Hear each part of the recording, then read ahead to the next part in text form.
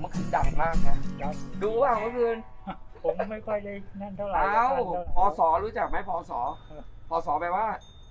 พศอะไรเมื่อคืนมีศัพท์คุณผู้ชมพศถ้าเกิดเป็นศัพท์แบบสาวประเภท2คือเพื่อนสาว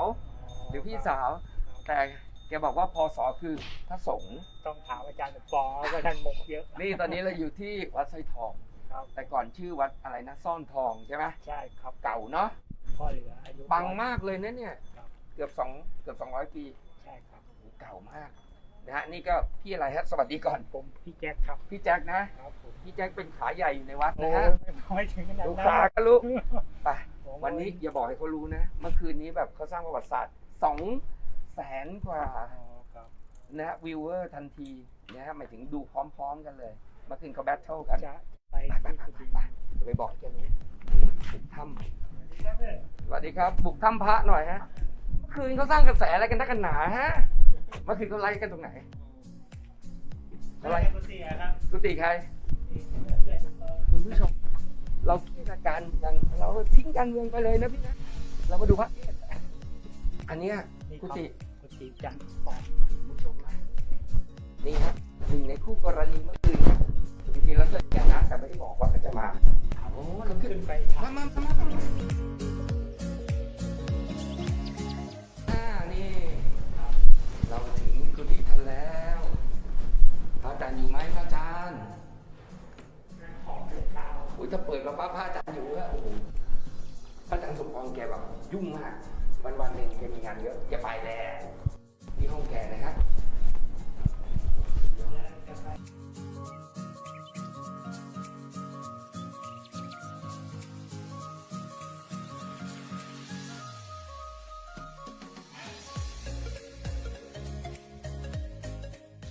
พี่แจ็คในท่านไม่อยู่แล้วท่านมหาสมปองไม่อยู่แต่ท่านพระมหาไพวันน่าจะอยู่นะ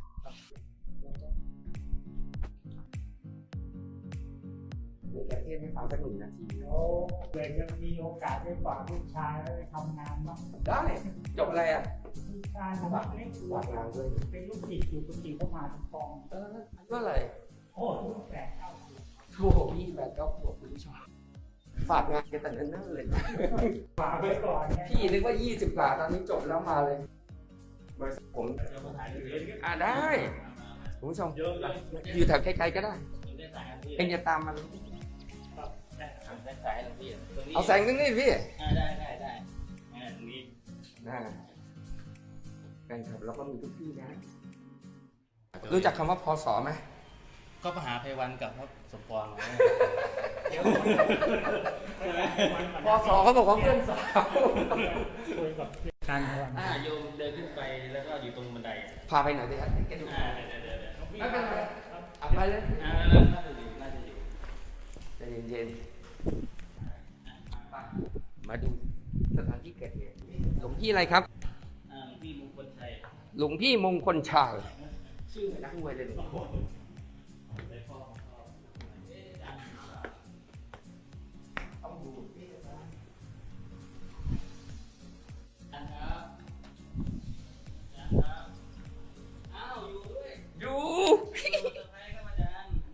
อาจารย์มากราบทีนึงไหนๆก็ไหนๆนะอาจารย์ไม่เป็นไรพระมหาไพวันเอ้ยได้เอาตรงไหนข้างนอกมาได้ยังไงไม่ยอมให้เข้าข้างในเลยแชร์ไปไม่ติดทำคลิปเดี๋ยวนี้ไม่ค่อยมีใครแชร์แล้วIO report จนจะแย่อยู่แล้วกราบนมัสการโถบุกถึงก็โอเคเรื่อยเมื่อคืนนี้ตรงแค่ท่านไม่ให้เข้าจริงเหรอกันไหมกันพื้นที่ห้องไม่ได้เก็บเลยแต่เมื่อวานเนี่ยพี่ตรงนี้ไหม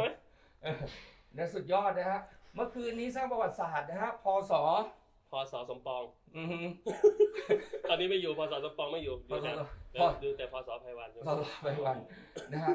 เป็นนักเทศที่แบบปังมากอันนี้คือไลฟ์สดหรือว่าอะไรไม่ฮะเก็บคลิป5 นาทีเอง5 นาทีตกใจไหมกับความรู้สึกมากเกินคาดความจริงกับพี่เพราะว่าตอนคุยกับพระอาจารย์สมปองพระอาจารย์สมปองยังแซวว่า ไพวันเมื่อคืนเท่าไหร่40,000คนดู40,000วันนี้พี่ขอ50,000พอ โอ้โหตอนนี้วิวเวอร์เท่าไหร่แล้วครับพระอาจารย์ วิวว่าคือ คนยอดดูทั้งหมดกี่วิวแล้วหลายล้านนะ3 ล้านเนี่ย 3 ล้านคุณผู้ชมบอกเลยนะฮะยิ่งกว่ามิวสิกวิดีโอของใครใดๆในโลกข้ามคืนเลิกดูแล้วมิวสิกไม่ดู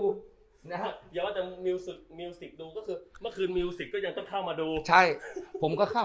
พักขณะผมไลฟ์ขายของพักสักครู่ไปดูก่อนพศก็ทำอะไรกันอยู่ทำไมทุกหัวถนนพุ่งไปเมื่อไหร่ไลฟ์ต่อแบทเทิล เดี๋ยวอาจจะมีอีกเพราะว่าเมื่อคืนน่ะพอมันมีพอไลฟ์แล้วคนดูเยอะมันก็ปรากฏว่ามันก็จะมีเพจใหญ่ๆแบรนด์ใหญ่ๆเข้าไปแล้วก็ทำให้บางคนรู้สึกว่าพระอาจารย์ไม่เห็นแซวคอมเมนต์โยมเลยอะไรเลย โอ้ทุกคนผิดหวังคาดหวัง ผิดหวัง ก็ได้ข่าวเมื่อคืนนี้หลายคนไปล่อกระแสพระอาจารย์ทั้งคู่นะไม่ว่าจะเป็นกันชัยกำเนิดพลอยขอโทษ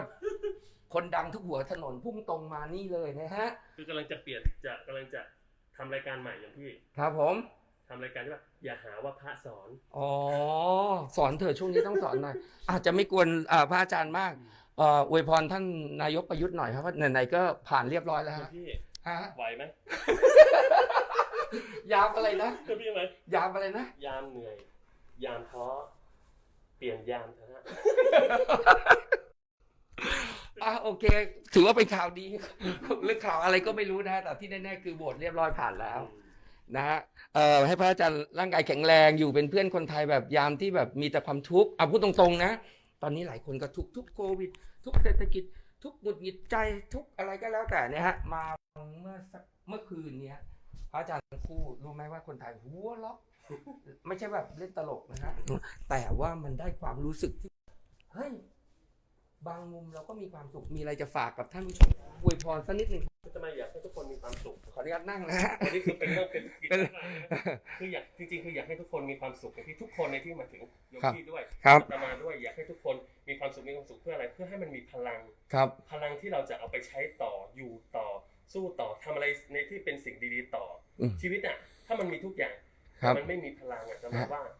มันไม่ได้ฉะนั้นต้องขอให้ทุกคนมีพลังแล้วก็เอาความสุขจากการไลฟ์ของอาตมาจากของพระอาจารย์สมปองเนี่ยมาเป็นเสียงหัวเราะแล้วมาเป็นพลังในการที่จะทำอะไรดีๆต่อไปนะฮะนอกจากว่าสนุกมีความสุขแล้วนะผมว่าคติที่ซ่อนเอาไว้ในลักษณะของการทันสมัย